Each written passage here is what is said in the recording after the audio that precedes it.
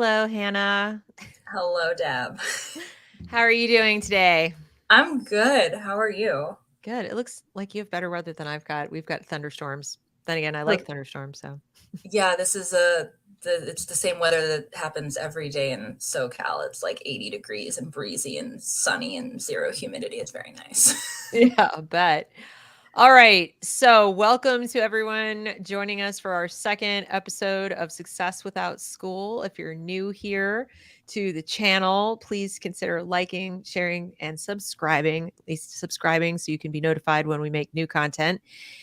If you're new to this show, Success Without School is about succeeding outside the system, learning, growing, getting an education without schooling. I know it sounds kind of foreign as a concept, but we meet here weekly to talk about ways to think outside that box, outside that paradigm at all ages.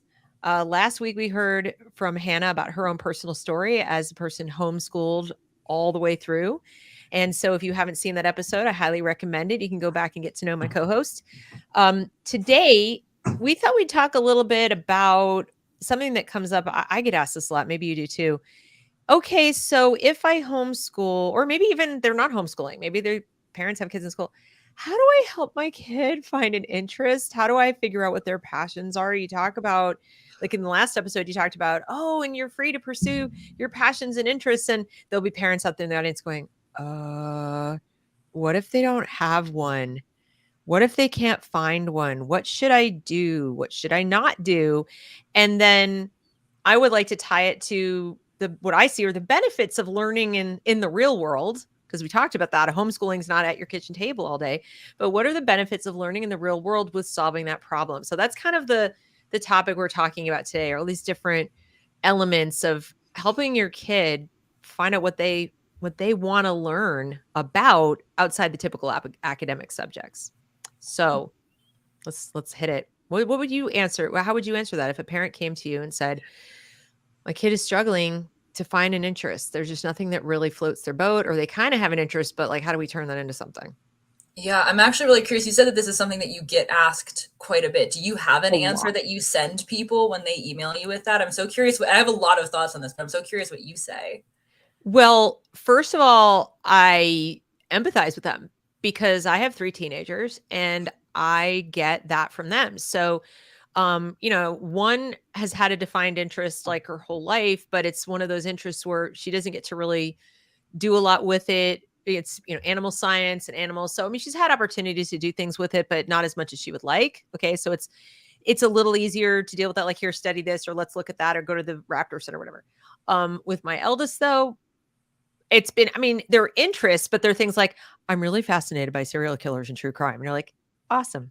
Yeah, I mean, like, no, I mean, that, there are people interested in that. And so for a while, she was thinking, maybe I want to do CSI, but I don't want to be a cop. And, I don't know how this is an interest, but I don't know if this is something I want to like delve into. And as a parent, I'm going, I'm not sure I want you to, so you're kind of like that. And then my youngest, it's more like, I like playing video games and chatting with my friends, but other than that, leave me alone. I don't really, much more typical to what the parents are saying to me. Like, they don't even have a passion that's not even totally appropriate. You're like, serial killers are so fascinating, abnormal psychology. And it's, look, there are a lot of people out there who like true crime. It's not like she's so unusual. But Yeah. with my youngest though, I have to admit, I tell parents I empathize. I struggle with this. And so I'm asking you, not just as your co-host, but as a parent, uh, um, because it's hard. I don't Yeah. know. I honestly say, I usually ask questions like, what have you tried? What did they like when they were little like when they're real small and less Yeah. inhibited, perhaps? Did you notice anything they gravitated towards? What are you personally interested in? Can you bring that? I think do things like that, but help Yeah. I us, like, I Obi-Wan. I agree with the question asking as an introduction to any conversation about this because I don't think there's a one size fits all answer. If there was a formula, people wouldn't have to ask this question because it would be super simple. Right. But it varies so much from kid to kid. And I think kids have such a broad range of interests, but they also have such a broad range of reasons why they can't tap into those interests. Some of them, like you alluded to, some of them were really passionate about something at one point in time and then kind of had it smothered by school, or by other life circumstances. Or they had an experience where somebody got a little too gung-ho about their interest and they're like, we're going to turn this into this whole complicated thing that sapped all the joy out of it. And then they didn't want to do that anymore. So it really is, it has to start with dialogue, because it's just, there isn't one exact answer for every child. And I think the dialogue side, we can delve into this more later too, because I think this is a really important piece of this, because there are good ways and bad ways to dialogue with your kids too. And dialogue legitimately means having a conversation, not having a conversation with an agenda, because then you're not going to get, like, your kid can feel it. You're not going to get anywhere if you're talking to them about their interests. There's a really great newsletter called Austin Scholar that's written by a teenager. It's parenting advice for parents of teenagers from the teen's perspective. She writes on Substack. It's just austinscholar.substack.com. It's amazing. I gotta check this out. Every single week she writes in an issue where she talks about something that's either relevant to her life or to her friend's life or something going on at school. She's in an alternative school in Austin called Alpha School. So she's like going through a non-traditional model to begin with. And then she's talking about all of her experiences. Like, she did a whole series in May about how to talk about mental health with your teens. And she's done a bunch about like she did one a couple weeks ago about like summer projects and how to talk to your kids about their interests. And that's one of the things she talked about, is the importance of not having, like, not just telling your kid, hey, I think you should do this, but like having a conversation where you're actually having a conversation and you're listening. And that's important for us too, when we're answering questions from parents about what to do with your kids. Like, well, we need information first, so we know what to do. I really like to take an action-based approach for kids, because I think it's really hard sometimes to theoretically determine what you're interested in and what you want to do. And action tends to beget more action. Like, it's a momentum thing. Like, once you're doing things, you tend to do more things. So like, if I had a kid or was coaching a kid or working with a parent who had a kid who was really interested in serial killers, I might try to translate that into action in some way that might start to like let her explore different avenues that she may or may not be interested in. And obviously this is much easier said than done, because you have to sell her on it. But like, what if she, I don't know, started a blog where she was reviewing serial killer documentaries, and she that's a fun way for her to try writing, because she's writing about something she's passionate about, but she also, like, you can sell her on the premise of this, because, hey, if you start a blog and like maybe a Twitter account where you're sharing some of these things, maybe you'll meet other people who are really interested in serial killers and you can have some interesting conversations. Yeah, it's true. And that's like an avenue for her to try something that's like a little bit broader in application. Like, she may discover that she loves writing, and that's a really cool thing that she can apply to other interests too. Right. Maybe she discovered that like journalism is something she's interested, or some other form of writing. Maybe she could start, like, you're a podcaster, you already know all about podcasting. Maybe she could start a serial killer podcast. Which could also be a fun way for her to, again, like, explore these interests, but in a way that's more action based. If she really thinks she wants to get into something crime related, but she doesn't think that like being a detective is exactly it. Like, maybe she could go, there's a newspaper where she could intern with their crime department or whatever, like, you know, somebody who's covering this stuff already, and she can go try it in the real world. I think a lot of kids feel, and I remember this when I was in high school, and then I got to watch my sister go through the same thing when she graduated from high school, or like when she was in high school a few years after me, and saw it from a different angle. Like, it's really hard when you're a teenager, especially like kids in general, but especially teens, to bridge that gap between like, I'm not an adult yet, I can't actually do anything, everything's just theoretical, to being somebody who's an active participant in the world and not just by it. And so like that's a really tough hurdle to get over.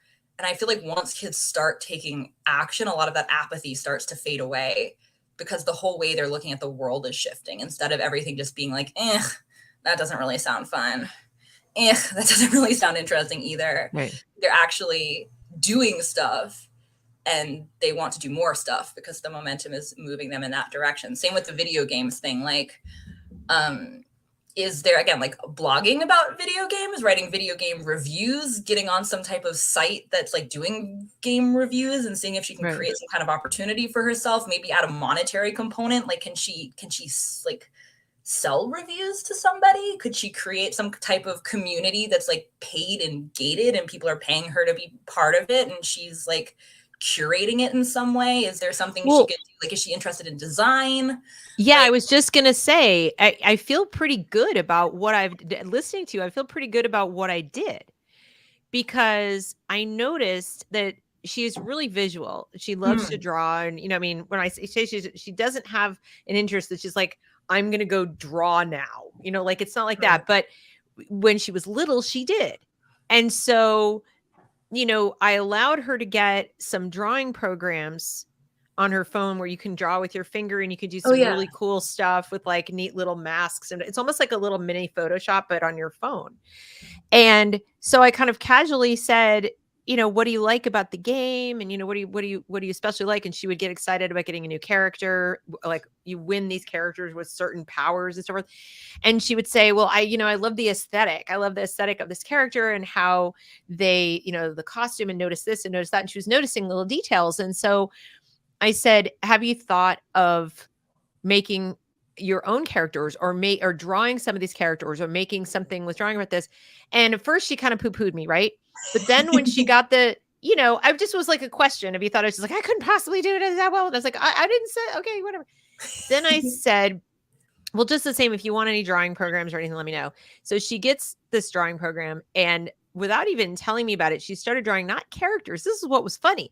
She started drawing not game characters, but little like emoji, like her own brand of little emoji like creatures. And she started naming them and making certain like attributes to them. And I'm like, where did you get that? First, I didn't know it was hers. She would send them to me. And I'm like, where'd you get this? This is adorable. She's like, I drew it. I'm like, you drew that? So I started saying, I want this on a t-shirt. Like, I'm not even kidding you. I want this on a t-shirt. So the evolution of this was, I didn't fight the video gaming. I just kind of instinctively said, well, there's something about it that she likes. And let me see if I can figure out how to turn that, like you said, into some kind of action oriented thing. And then there was the drawing. And even then I didn't go like, do this, or it was more like a suggestion that she immediately poo-pooed because that's what teenagers do. And then next thing you do, you turn around and they're doing it. But I love that idea. Find a way.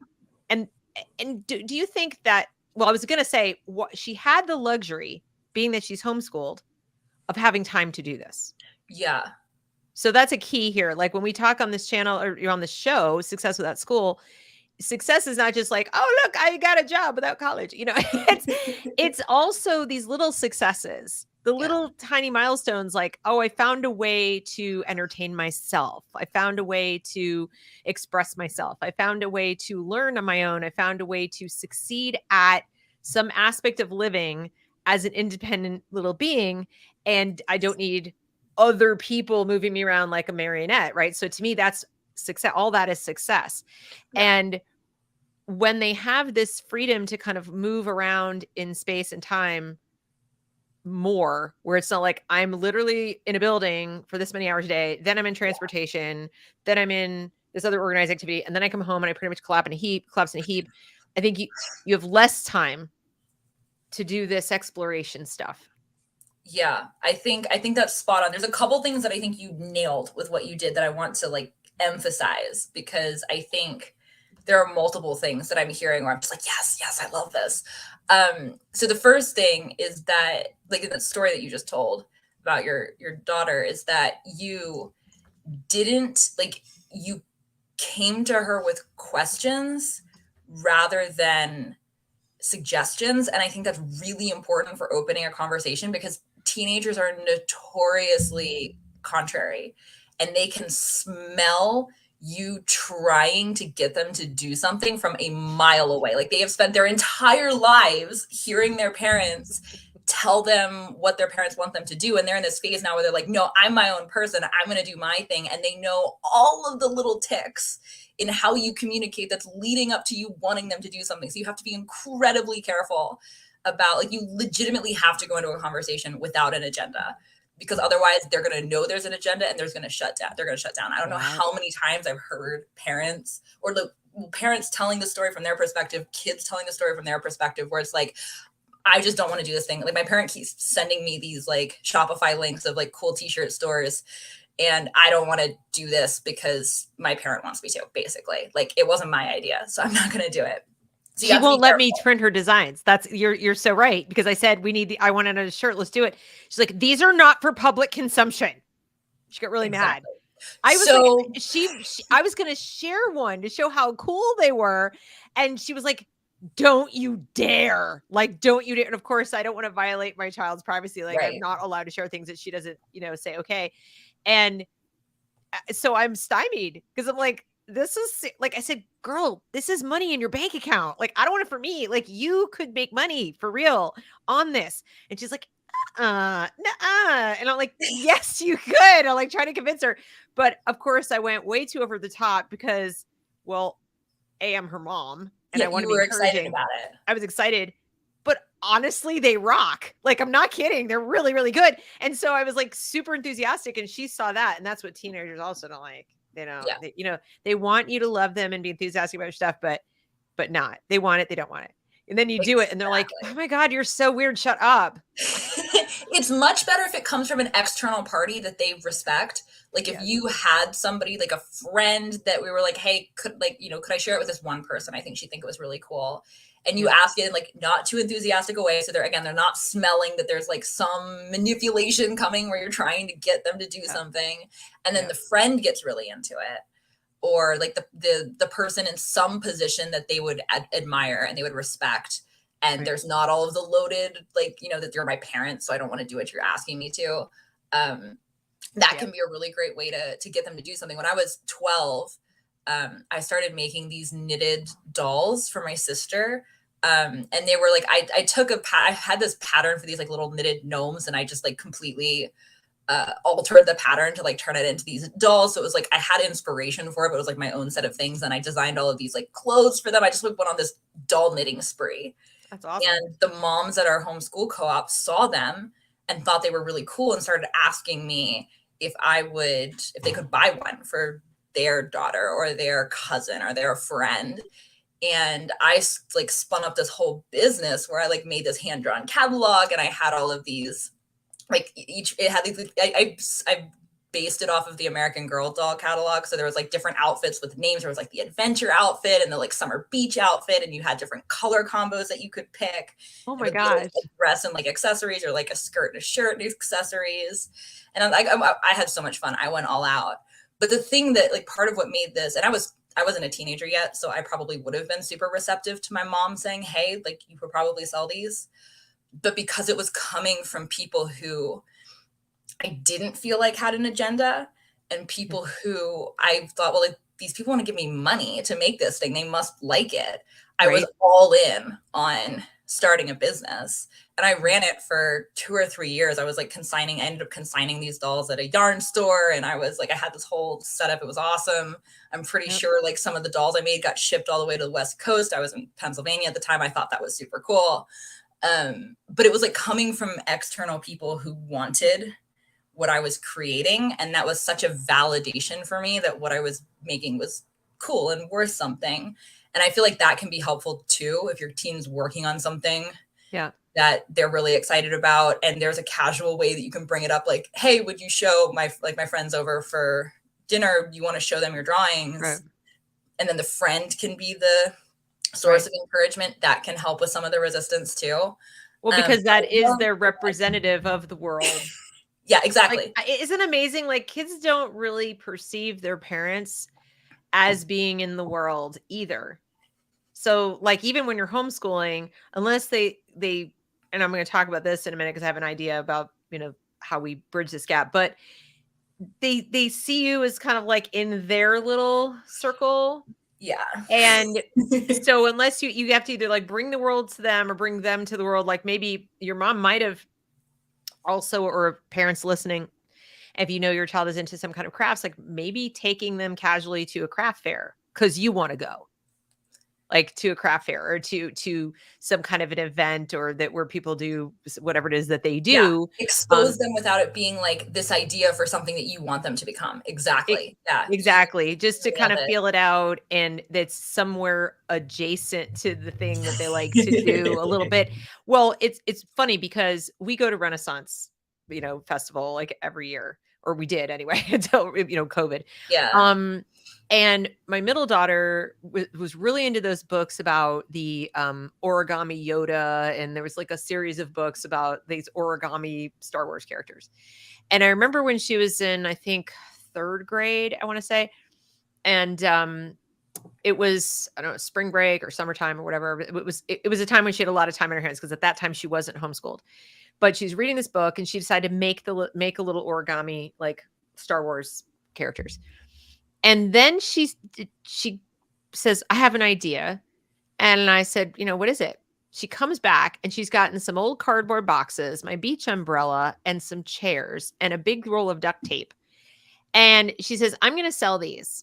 I'm going to sell these. I'm making origami Yodas and I'm going to sell them." And I was sitting there like, "Huh, okay, that sounds like a great idea. Wonderful. Where are you going to sell them?" And she's like, "Oh, right up there on the street. I'm just going to go out at the end of the driveway and I'm going to set up my origami Yoda like kiosk thing, or my little selling thing." So of course, try to be the mom who's all positive about it. So I was like, "That's wonderful." You just and my other two daughters, the older one and the younger one, were helping, and the younger one at that time is like 6. So they're getting all this stuff together, and they've only made half a dozen when they go and set up shop. And she takes some string and she starts hanging the ones she's made, from the umbrella. And they're sitting out there making them. She teaches her sister how to make them, sitting at like a little assembly line making them. Then they get creative. They start giving them sword, like lightsabers. They made the whole thing. She comes back in not even 25 minutes later. She goes, Mom, I made like $8. I made like 8. She's like showing money. I'm like I'm flabbergasted. I'm sitting in the dining room. I can see out the window. So I kind of saw cars going by. I didn't want them to be unsafe. But she comes running with this pile of money, and like, "What happened?" She says, "Well, there's this lady going by, and she didn't even want one. I mean, she kind of wanted one. She took one, but then she stopped by because she just thought what we were doing was so amazing and it was so cool, and she just took all the money out of her wallet and gave it to me." So she goes, "I'm raising my price." She goes outside and she takes her sign and she crosses it off. I'm not even kidding you. Crosses it off and raises her price. She raised her price. I guess she's like, I guess my supply and demand lessons with Tuttle Twins paid off or something, because she's just like, I gotta make these faster. So sure enough, people start coming by. There was like a dad and his son come by, and they bought a pair, and they were actually sitting there having a lightsaber, because they're finger puppets, having a lightsaber fight. And she ended the day sitting out there in the heat and everything. They sold a bunch, but she ended up making about $25. But that's not chump change when you're, an 8-year-old kid. No. And it was all her idea. And all I did was like, sure, sell origami Yodas. Like, why not? But I got lucky because this was something she just kind of wanted to do. Yeah. But again, I guess the point is when they have these opportunities, and when they have this, why did she have the opportunity? Well, she didn't have any tech, because I had some strict rules about like what they couldn't do during the day. So she had to entertain herself, and she was reading, and she was, so there was these things. And then beyond that, I just kind of shut up. And if they said they wanted to do something and it wasn't going to like hurt them, I was going, sounds like a plan. Go sell origami Yodas. Like, of course, I'm not going to lie to you guys. I was sitting in the room going, in my dining room going, please don't let her come in crushed by the end of the day with a giant pile of Yodas and no money. But the universe fulfilled her little dreams. It was great. The thing is that people love supporting enthusiastic kids. They love do. it. I had the exact same experience growing up, where I'd have a project that I was working on, my first ever entrepreneurial project. I think I made like $3. I made these I was super into gnomes at the time. Oh my And I God. started making these like little gnome sized magazines there because I got magazines in the mail all the time as a kid. My mom had me signed up for The like Cricket cricket? and Did you? Click, yeah, Yeah. all of these different or whatever the one for that age range was. Yep. And I started making these little tiny magazines and books for gnomes. And I took them to my like they were so cute. They were like all like illustrated with crayon, and they'd have like I got really into like the serial story idea. So I'd have like a one page and be like to be continued at the bottom, and it's this tiny little magazine, so it's like 3 sentences, right? And I found these last summer. I was going through papers at my mom's house, and I found some of them, and the stories are awful, but it's so cute. Like I thought they had a plot. They really didn't have a plot, but it was adorable. And I took them to my grandma's house one day to show my grandma because I was really excited about them. And some of my grandma's friends were there, and they just like loved the entrepreneurial spirit, I think. And they were like, I'd like to buy a subscription. And they gave me like $3. And I never actually sent out the I stopped making the magazines. I never actually sent them one. I'm pretty sure my mom made me send the $3 back. She was like teaching me Right. good business ethics.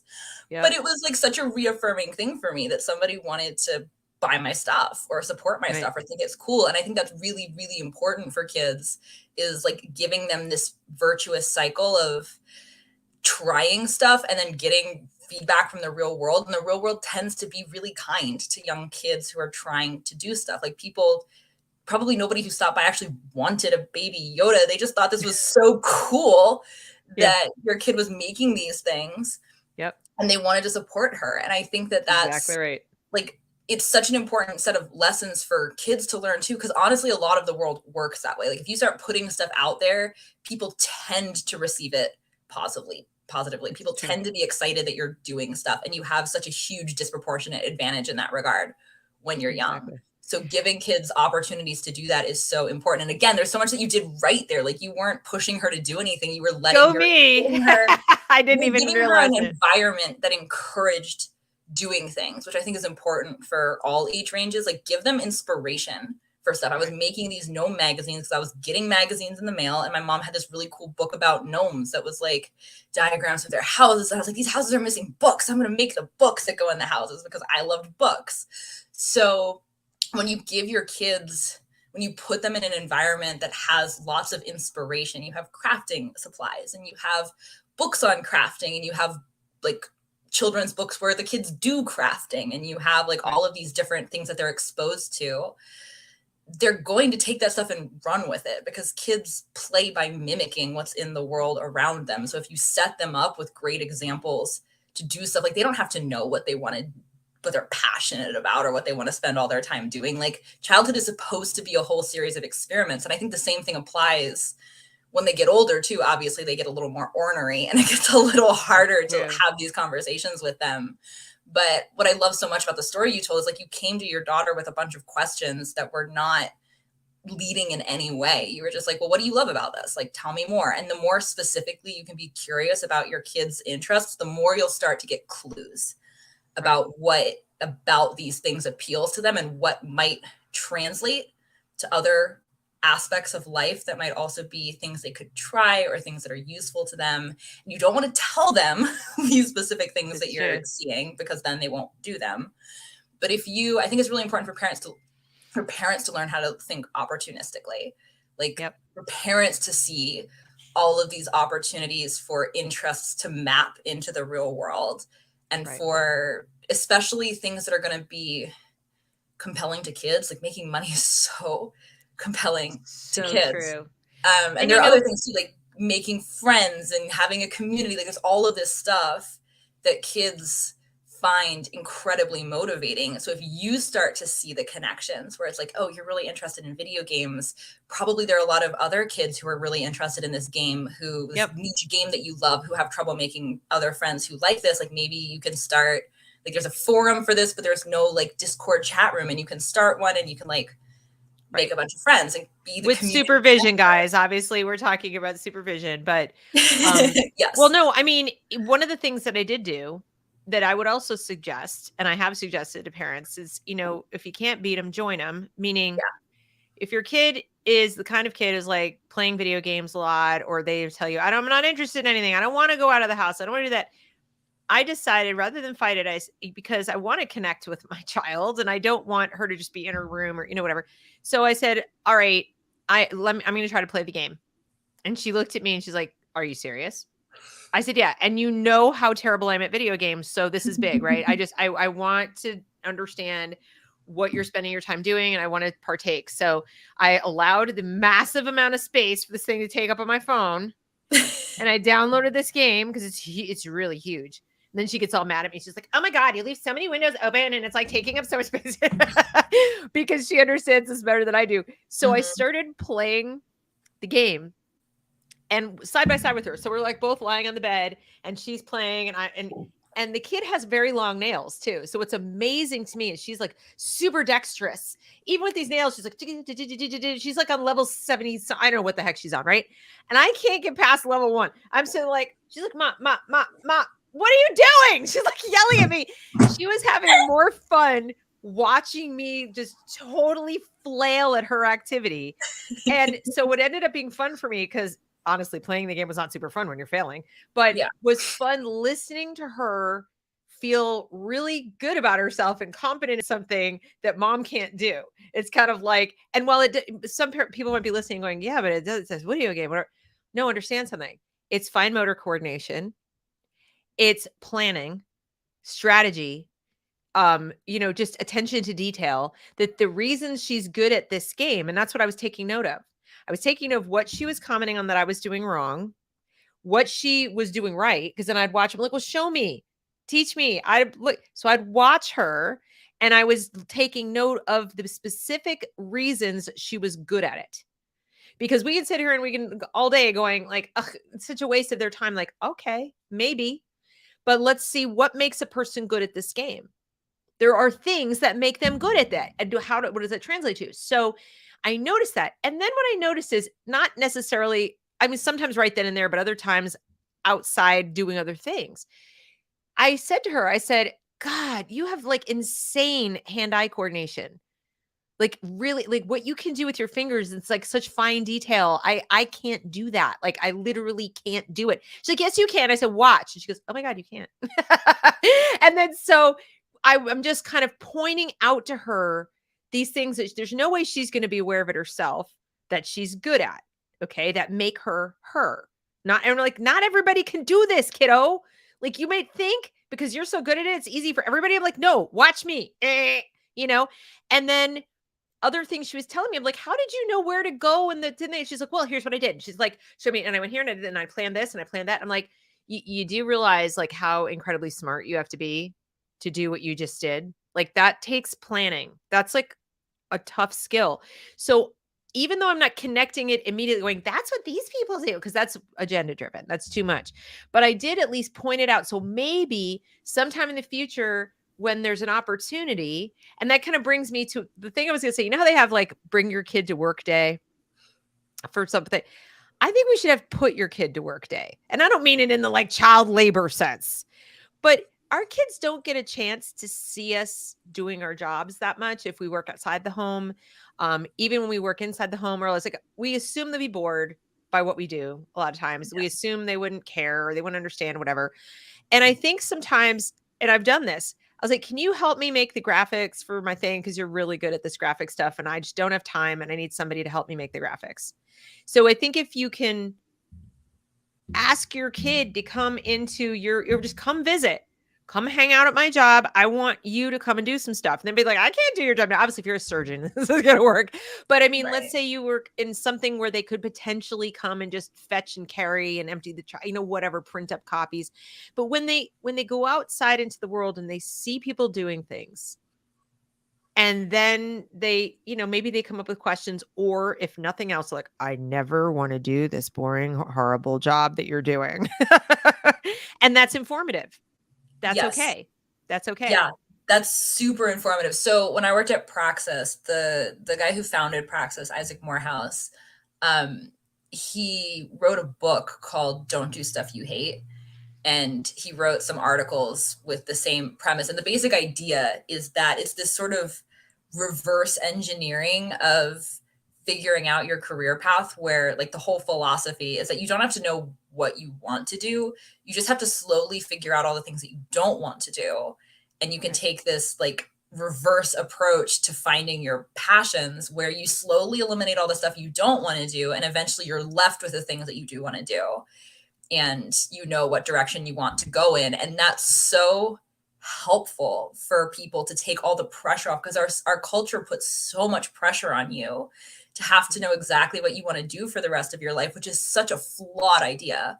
That when Exactly. you're 18 at the latest, you're supposed to know what you want to do until you retire at 65. Like, that doesn't It make doesn't any make sense. sense. And yet we're putting all of this pressure on kids, and then we wonder why they're so anxious and stressed. Right. But when you tell them you don't have to know what you want to do, you just have to slowly figure out what you don't want to do, it's so Yeah. freeing, because then they can go try stuff and there's no pressure. There's no sense Exactly. of like, well, if I try this and I don't like it, am I stuck doing this forever? Like, no, you're collecting data on Exactly. how you feel when you're interacting in the world. And I think that's so important to expose kids to, honestly, fairly young. Like, the first time they try something and they don't like it, or they're like, I signed up for this class because I thought I was going to love it, and then I kind of hated it. It's like, that's okay. That's part of life. Yeah. I do it too. Like, you're learning what you don't like and what you don't want to do again. And that's really useful information, because now you don't have to waste your time on this ever again. Right. And we can go And find something. especially if you document why you didn't like it. And if you have a Yeah. conversation, we don't just like quit things because it's hard, or we quit it because we're tired, or Yeah, if you can whatever. articulate why, and then you can like anchor that self-knowledge, that's a super valuable lesson for kids too. So many kids go through Exactly. life never having to articulate why they feel the way they do about things, but it's such a valuable life skill that Yep. saves so Exactly. much time when you're able to sit down and say, okay, this is why I don't like this, and I'm not going to do it again. So if you can teach Exactly. your kids that framework, I think like they can experiment ad infinitum and find a whole bunch of things that they don't like, and that's still okay. Like, they can Yep. find their way eventually. So David says, my dad had a jewelry store and let me carve wax rings. It was 2 years before I made one at age 9. That was good enough. He felt it was worth casting in gold, but when that ring sold, I saw it. And now here's what's fascinating. It ties into what we are just saying. I don't know if it's fascinating. It's just, it proves the point. He says, I went into research and later the military because somebody said, are you a jeweler now? And he did not become a jeweler. So I don't know, David, what if you're comfortable sharing, like if you ever considered, he says, but yes, working in his rock shop and jewelry store from age 6 meant being around adults, learning to keep quiet, listen to adults, and be responsible. It was very good. So yeah, I was curious, when you were doing all that, aside from all those wonderful lessons, did you get that data about, like, it's great that you're a jeweler, Dad, but like not my thing. Like, I don't want to be a jeweler. I want to go do something else instead. Because that I do think that's kind of important data. My dad used to take me to work with him. He was an attorney, and whenever he got a chance, like on the weekends especially, he'd have to go into the city and he'd have to do work, and I could have stayed home, but he would bring me. He'd say, come to the office with me so you can see what I do, because I spend 90% of my time writing and in my office and researching and studying whatever. And I'd never got to go to court with him, but that was what a tiny percentage. If I, people watch courtroom shows and they go, I want to be a lawyer. I'm like, that's like this much of what you do. So he was nervous because I had two grandfathers that were lawyers. He was a lawyer, surrounded by lawyers, and he didn't want me to just knee jerk follow in his shoes. He actively didn't want that. So he's like, come to my office and watch what I do. And then if it's really interesting to you, I can tell you more about it. But if not, and I saw what he did and and I was like, I really like books and I like writing, but this looks really boring. And I really don't think I want to do this. And so it was not a hard decision to decide later on in life that I wasn't going to just go to law school because everybody in my family was a lawyer.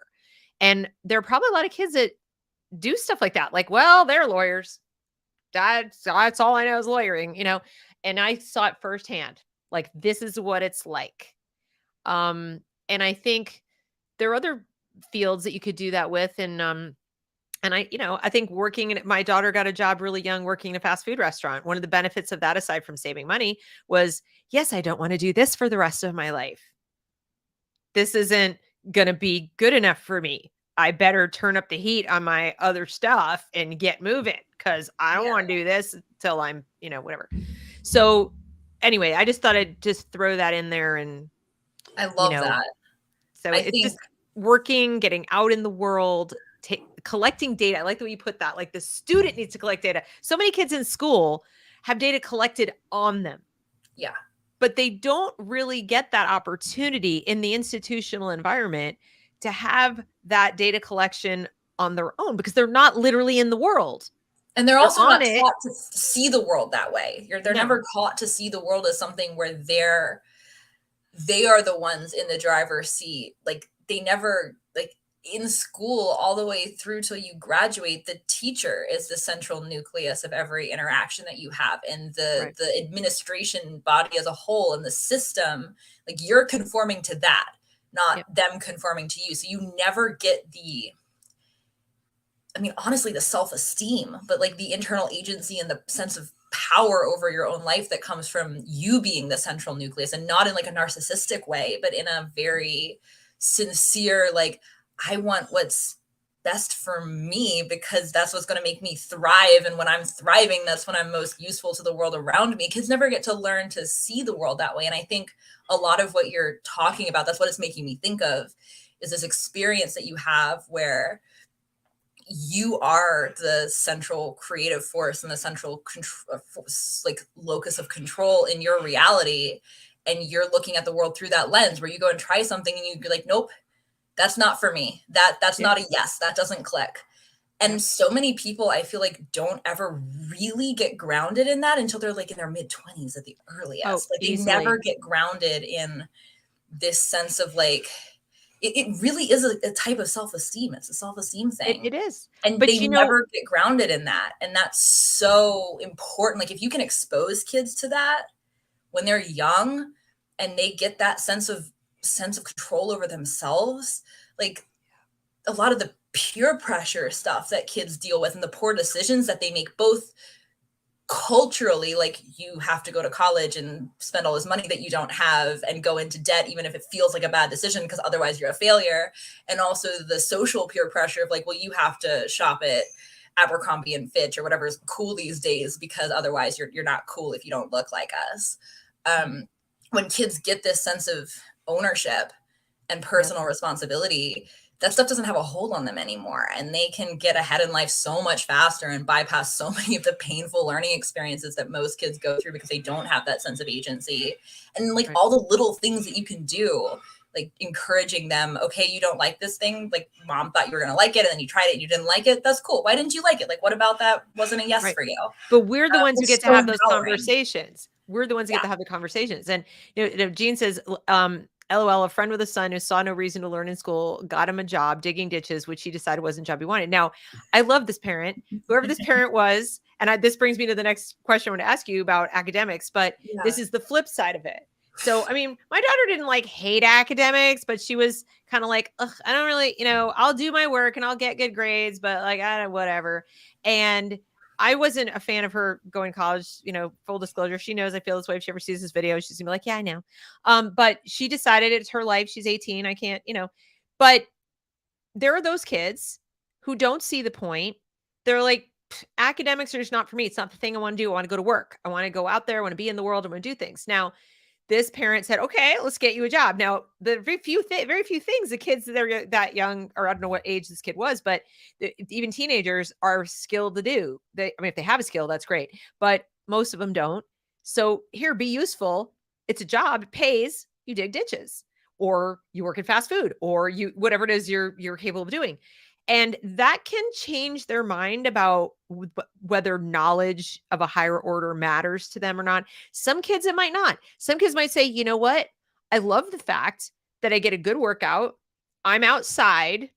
I can think my own thoughts all day. I can plug in earbuds and I can listen to a podcast while I'm digging ditches. Like there might be a kid who is able to learn, to speak fluent Russian while they're digging ditches. Like I have no idea. But the point is, they're not really geared for whatever reason to like sitting at a desk and doing it or something like that. But the fact that this parent said, okay, I'm not going to like force you to do this thing, but you got to be useful. I mean, you can't just like sit around the house. I mean, go out, get a job, see what that's all about, go do something.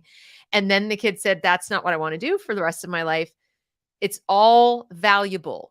It's still learning.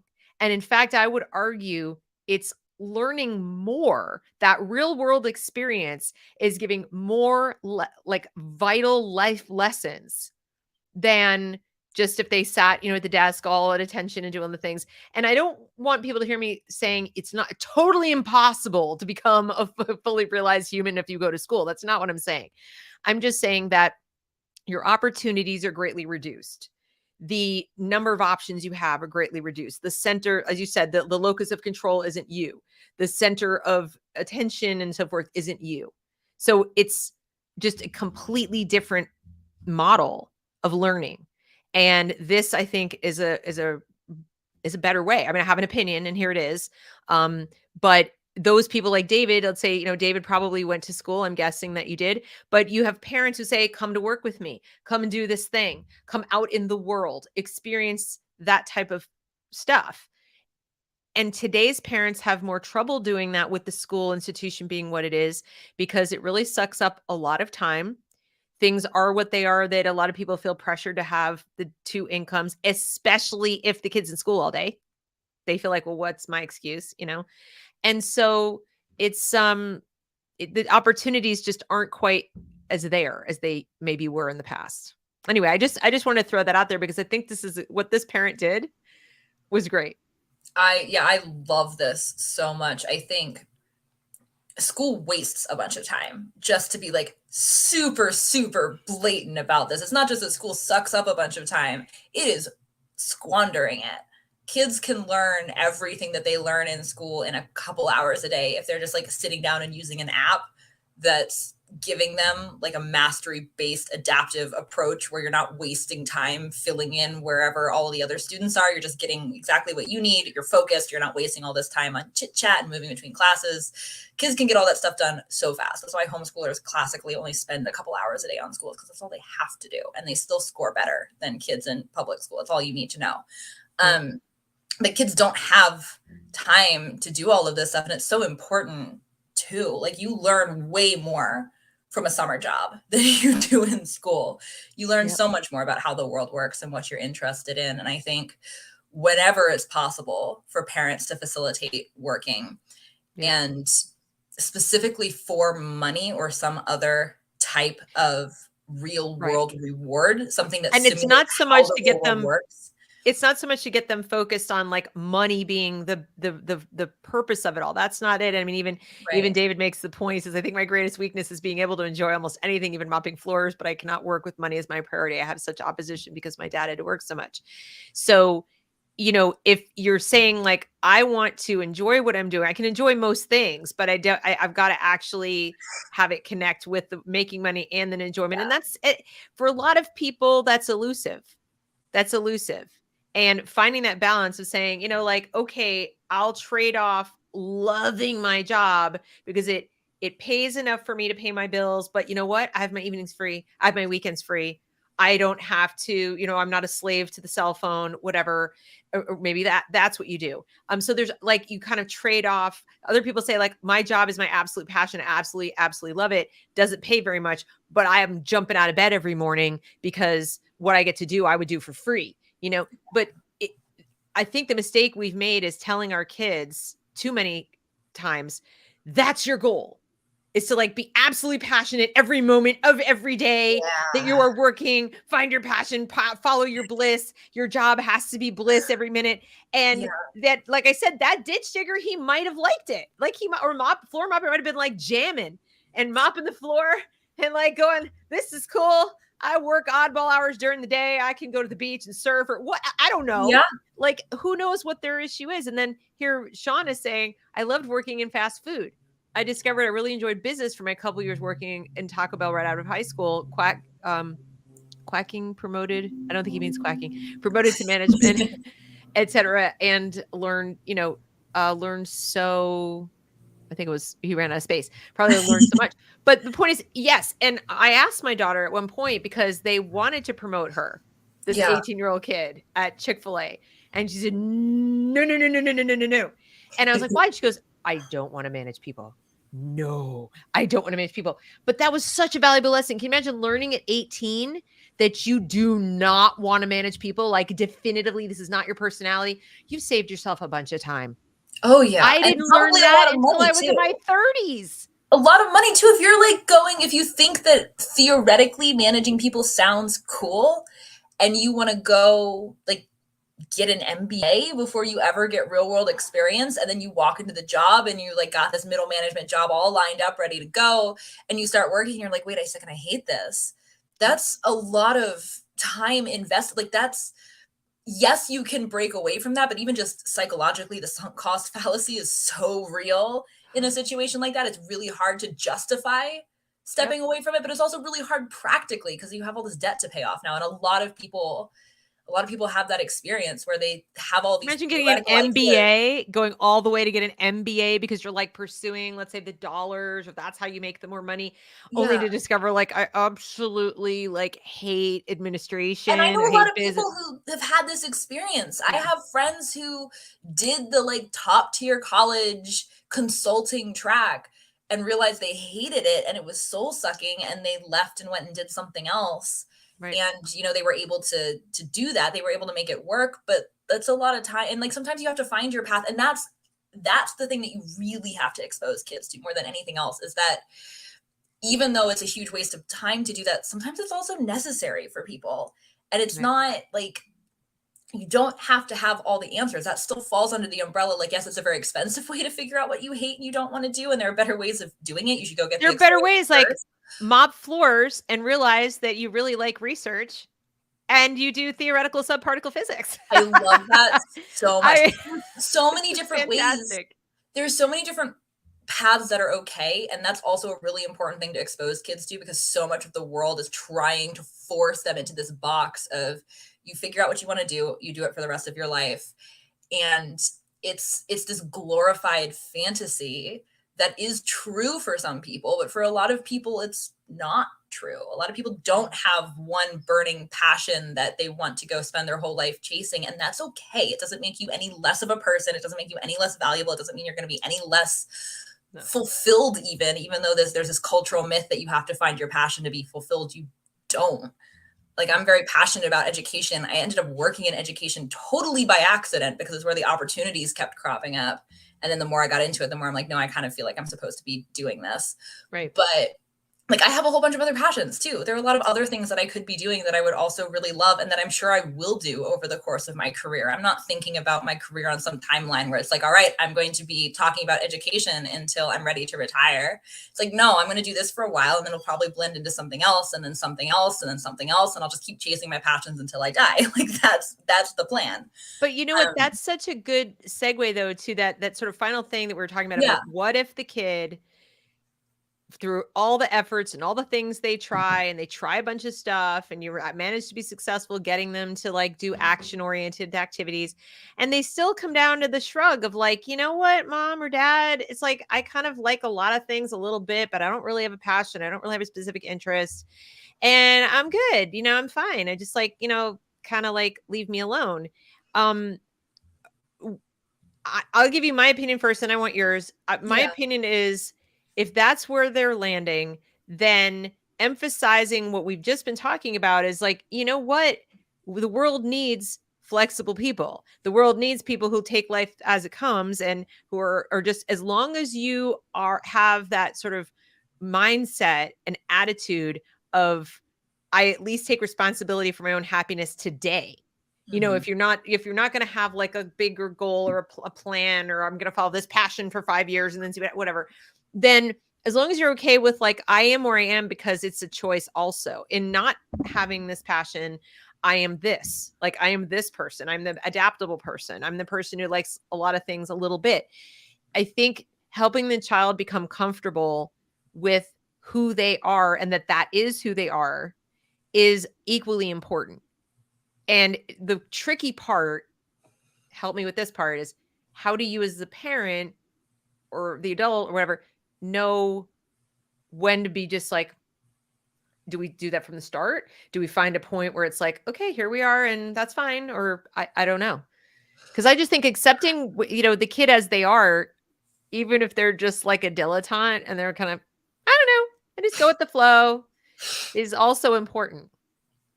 Yeah, I think this is such a tough question to answer in the general sense because I think it varies so much.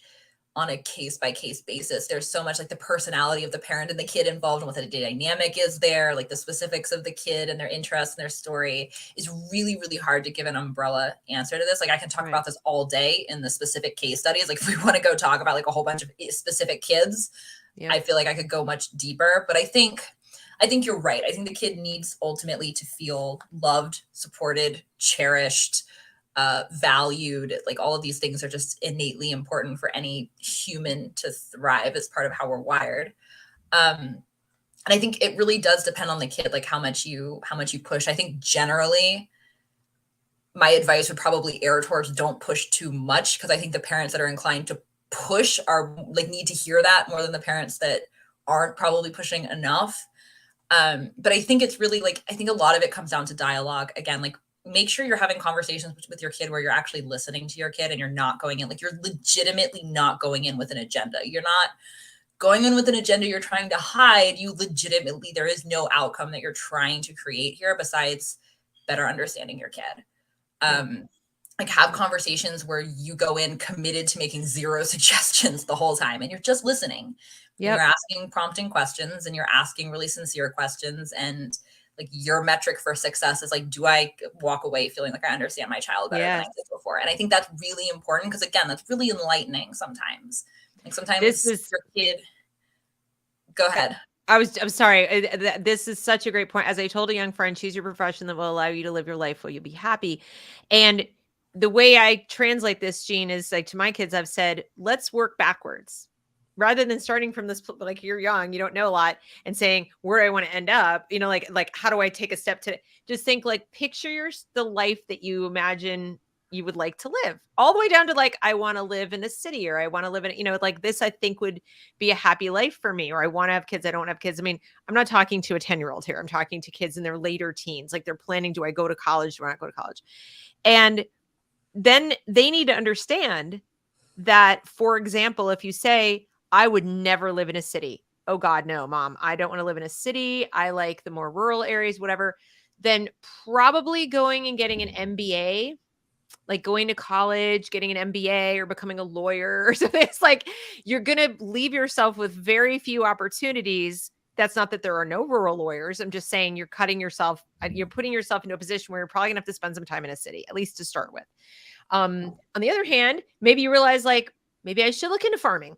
You know, maybe I should look into forestry or, you know, forestry management, or maybe I should look into running a small business or, you know, something along those lines, because that could, you know, or telecommuting or whatever. But having an understanding of, like you said, what I don't like. Oh, I don't want to live in a city, or, oh, I never want to live in a small town, or, oh, you know what? I definitely want to have 5 kids.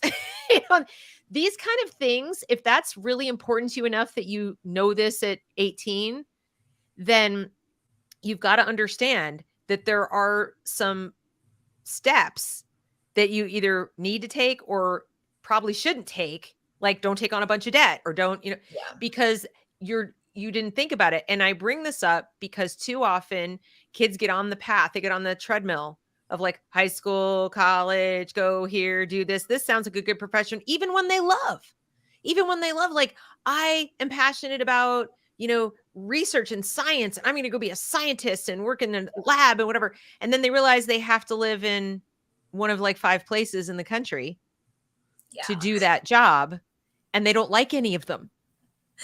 Yeah. And they're like, oh crap. Like, I've just consigned myself to live in one of 5 places and I hate them all. Like, could you have found something else to do with science that maybe didn't place you in a place where your everyday existence was miserable just so you could do science? And this was a big real revelation for my eldest daughter.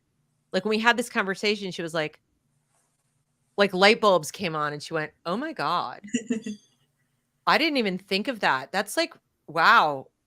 So I would just like, my 2 cents is, your kid may not have the specifics around what their passion or their interests are, but chances are by the time they're in their late teens, there are certain definitive dislikes about lifestyle. Yes, definitely for teenagers. I have 2 other things to add to this really quickly. One is, especially if you have younger kids, start really young with the process of helping your kids translate idea to action, because that is going to make a huge difference in, as they grow up, their propensity to say, hey, this thing sounds cool. I'm going to go try something. I'm going to go do something with it. Like the story about the origami Yodas. That's such a great anecdote about this mindset. Like, teach your kids, they have an idea, they're going to go like try it. They think that like whether they want to try a part-time job or they want to try writing for a magazine, or they want like whatever idea they have that they think is really awesome, encourage action, because that's going to set them up to be in a much better position when they hit high school to be trying these things. And then simultaneously, like, I honestly think so much of our culture is focused on this like one size fits all. You pick your track and then you go on that route, and that's what's going to bring you fulfillment. Like, everything in school is like propaganda for it. You go to the guidance counselor's office and they have all these pamphlets that they give you, and they all say the same thing, and that's the message. 21st century skills, Hannah. it's so stifling for kids who don't fit into that mold. It actually makes me really angry because it's like really harmful to kids. Like, I think you actively have to work against that to make sure that your kid understands that life is an evolution. It's a process.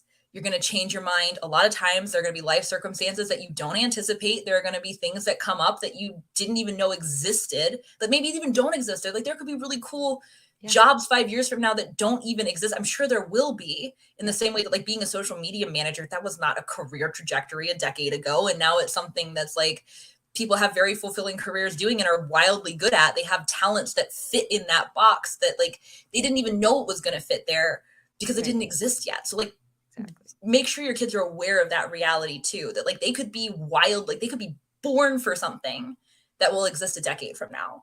And it's just like not there yet. And it's okay. They don't have to know. So expose them to stories of people's careers who evolved over time. Like, expose them to that reality, teach them the mindset that like, it's okay to be doing this by process of elimination too. And you're getting like checking off all the things that you don't like. That's okay. Get rid of all of the pressure to figure it out. When you do that, I think kids they feel a lot more free to try stuff because they don't feel committed to anything that they're trying. And like, they're coming at it through the lens of curiosity. And if you can model that for them and you can frame conversations around that, you can make sure they're exposed to that.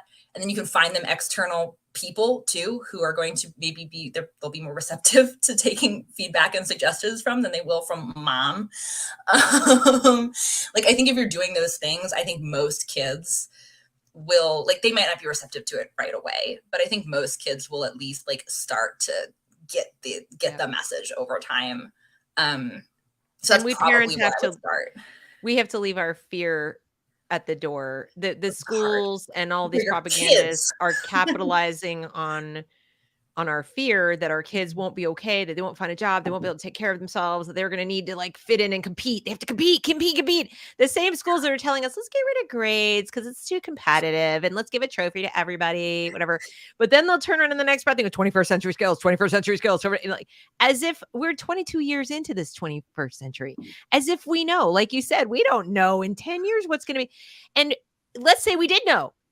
Let's say the school knew what the school could teach us as far as those so-called 21st century skills. This notion that all children are going to neatly fit in those boxes. Where are the artists? Where are the musicians? Where are the quirky people who do other things? Where are the people who want to go do more hands-on stuff that is not is decidedly 18th century level skills? Who cares? The point is, you cut off your child's opportunities if you let the fear of whether they're going to get a job dominate, right? So if they have the mindset like we're describing, they'll get employment. That's not the problem. They'll either get it or they'll make it. That's not that's the thing to be really focused on, I think, does my kid know who they are? Not because I told them or some other person told them, but and you're not going to know, but are they comfortable inside their own head asking questions about, I like this, I don't like this, I know why, this metacognition thing.